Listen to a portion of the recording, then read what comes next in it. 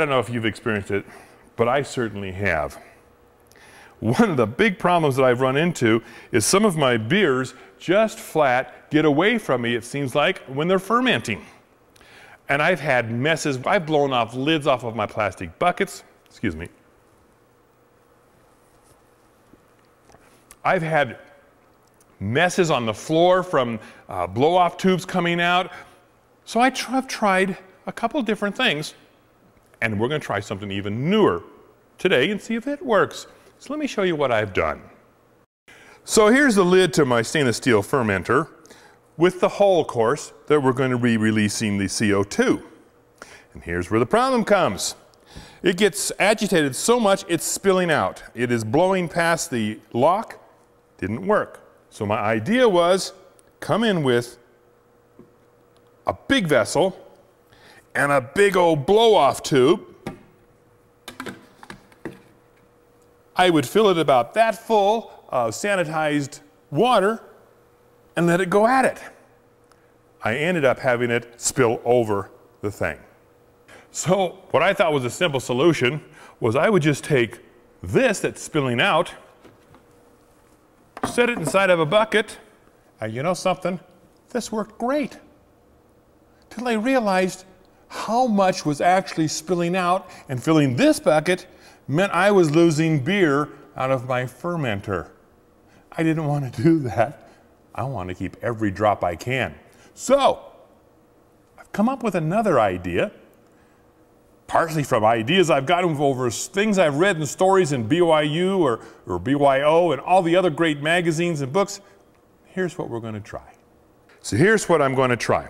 I have a 1-gallon mayonnaise container that's plastic, so we know it's food grade. And I'm going to drill a hole in the top of it so I can add a normal fermentation lock. Then I'm going to drill a hole toward the top of it and add the tube from my fermenter that's going to go into the top. And that's where I'm going to be releasing the gases and everything else that seems to be coming out when it really gets going. What I'm going to also add is down low, I'm going to add another tube coming out, which is going to give me a back inlet into my fermenter. So hopefully a lot of that beer that's been lost goes right back into fermentation. So I'm going to drill my first hole. I'm using a step drill so that I have a nice round hole to seal my stopper. Okay. Now, of course, I broke this lid on purpose just to show you what not to do. Yeah, right. So with another lid and a good block of wood, we're going to go to take 2 of drilling lids.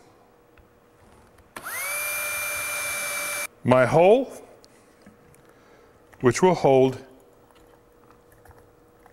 fermentation lock. So very gently, we're going to drill a hole here.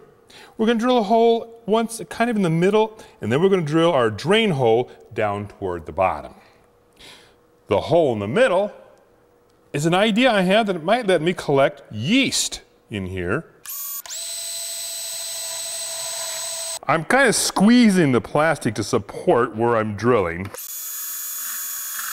Once I've gotten through the plastic with the first cut, now it's really easy to trim it out.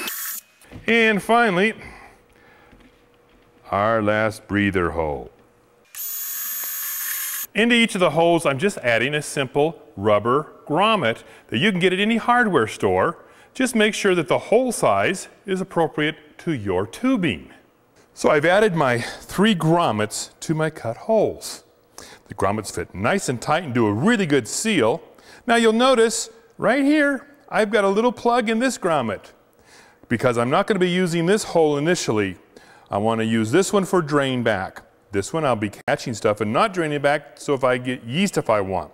So this plug can work in either one of these 2 holes, but only one of the 2 holes will be used during fermentation. So here's our setup.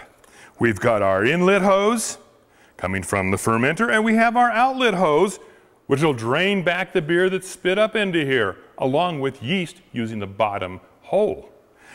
These tubes will probably get trimmed when I figure out exactly where I'm going to set this and have it mounted. But for now, I think I've got a way of not wasting so much beer.